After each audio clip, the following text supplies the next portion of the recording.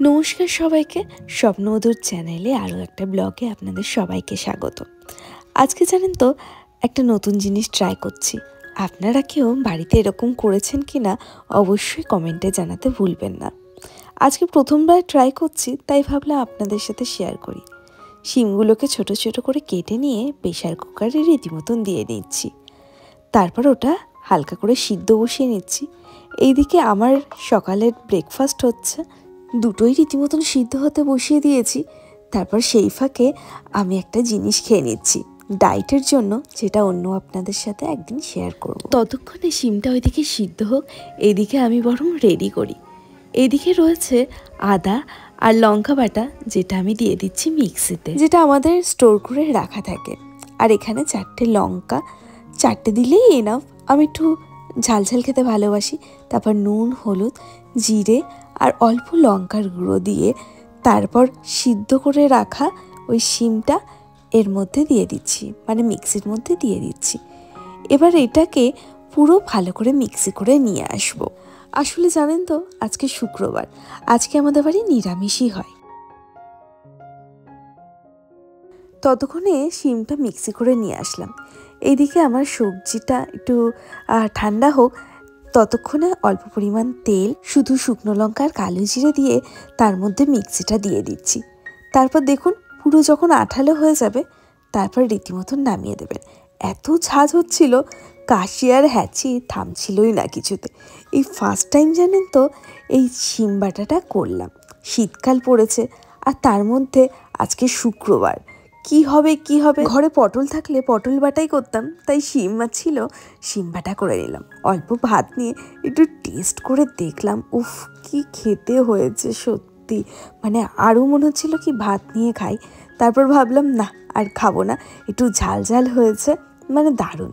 আর যেহেতু শুক্রবার আপনাদের বললাম না, তাই এই দুধ আর পনির দিয়ে গেছে।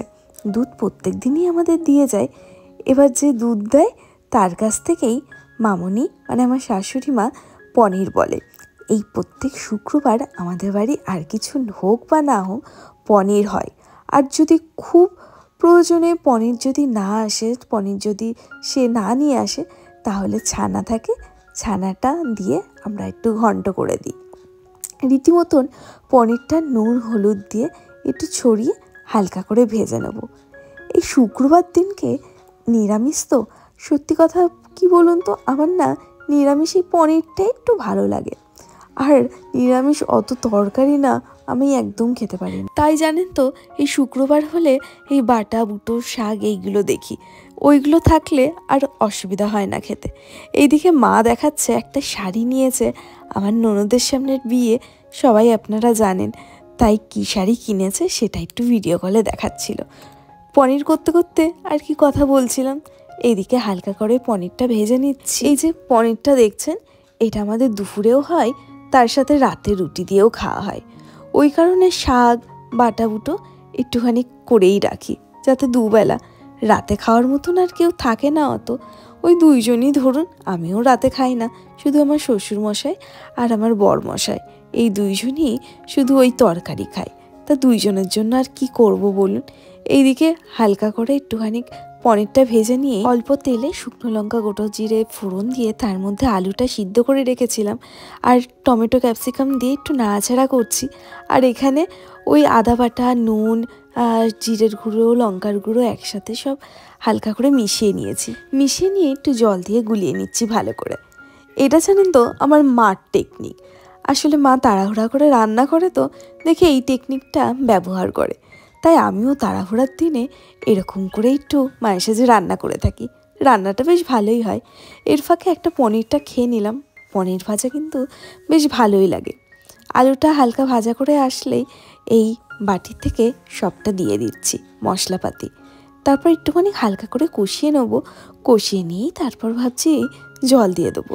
তারপর অল্প মিষ্টি দিতে ভুলেই গেছিলাম, তাড়াতাড়ি করে 1 চিমটে মিষ্টি দিয়ে দিলাম। তারপর একটু জল দিয়ে একটু হালকা সিদ্ধ হোক। সেই ফাঁকে আমি এদিকে চায়ের জল বসিয়ে নিয়েছি। সকালবেলা আমার শাশুড়ি মা সবার জন্য চা করে, যেটা ফ্লাক্সে রেখে দেয়, যেটা আমরা 11টা পর্যন্তই খেতে থাকি, কারণ অত তো কেউ চা খায় না। আজকে দেখি চাটা শেষ হয়ে গেছে। শ্বশুরমশাই বলছে একটু চা করে দিবি। আমি বলছি দাঁড়াও দিচ্ছি। আসলে আমি না লিকার চাটা ভালো করতে পারি না, কারণ ভয়ে ভয়ে করি। অল্প চিনি দিয়ে জল আর একটু গোলমরিচ দিলাম, দিয়ে একটু হালকা চা দিয়ে দিচ্ছি। চা দিয়ে অত ফোটাই না, তাড়াতাড়ি করে অফ করে দিই গ্যাসটা, দিয়েই ঢেকে দিই। কারণ আমি না লিকার চা ভালো করতে পারি না যে বললাম, কারণ একটু করলেই না তেতো হয়ে যায়। দুধ চাটা দারুণ করতে পারি। লিকার চাটা আমার শাশুড়ি মাই করে, বাড়ির লোক খাবে বলেই আমি লিকার চাটা করছি।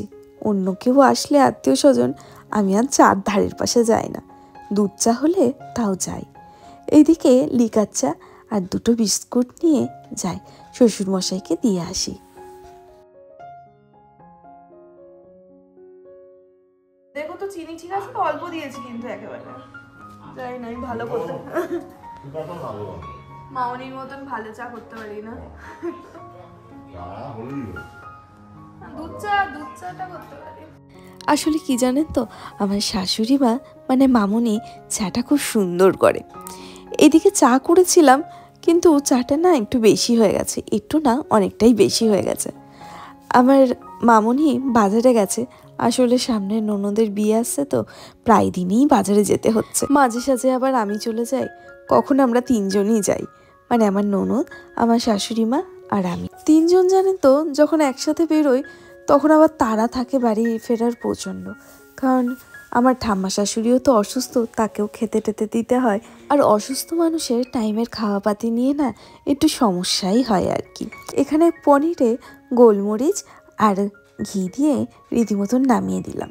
তারপর দেখি পনিরটা না একটু মাখাই হয়ে গেছে। তারপর আবার একটুখানি জল দিয়ে গরম করে পনিরের মধ্যে দিয়ে দিলাম।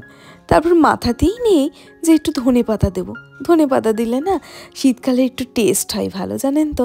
তারপর রান্নাবান্না কমপ্লিট, নিচে এসে মালপোয়া খাচ্ছি। আমার মামুনি মানে শাশুড়ি মা কালকে মালপোয়া করেছিল, আমি আর খাইনি। আজকে সকালে টিফিন আর কিছু খেলাম না, এই মালপোয়াটাই খেলাম। আমার জন্য সেই সবজি করেছিলাম, মালপোয়াটা খেয়ে না পেটটা পুরো ভরে গেছে, আর ভাবছি আর খাবো না। এদিকে আমার ভাই বোন ফোন করেছে, ফোন করে দেখুন কি না কি করছে, এই করতে থাকে। ওদেরও পরীক্ষা শেষ, ওরাও আসবে আসবে করছে। দেখি ওদের রেজাল্টটা বেরো, তারপর বলেছি আসার জন্য। তারপর একটুখানি ঘুরতে যাওয়ারও প্ল্যান আছে, জানি না অবশ্য যেতে পারবো কিনা। চলুন তাহলে দেখতে থাকুন, সঙ্গে থাকুন। ওর জানেন তো স্কুল আজকে তাড়াতাড়ি ছুটি হয়ে গেছে। স্কুল থেকে বেরোনোর সময় ফোন করেছিল, বললো তুমি একটু রেডি হয়ে থেকো। আমি বলছি আচ্ছা, আমার কিছু কাজও আছে, ওরও নাকি কিছু কাজ আছে। মাঝে দেখুন ওয়েদারটা বেশ ভালো ছিল, এখন আবার কয়দিন দেখছি মেঘলা মেঘলা করছে। তারপর ওর কাজে চলে আসলো ব্যাংকে, আমি রীতিমতন বাইরেই দাঁড়িয়েছিলাম। তারপর আমি চলে আসলাম আমার কাছে। আসলে কিছু শাড়ির পিকো করা বাকি, ব্লাউজ বানানো বাকি। সামনেই তো চলে আসছে ননদের বিয়ে, আর মাঝে 1 মাস ধরুন রয়েছে। আসলে কি বলুন তো, যত তাড়াতাড়ি কাজটা কমপ্লিট হয় আর কি। তাহলে চলুন, এখনকার মতন এই পর্যন্ত। দেখা হচ্ছে নতুন কোনো ভিডিওতে খুব তাড়াতাড়ি। ততক্ষণ ভালো থাকবেন, সুস্থ থাকবেন, সাবধানে থাকবেন।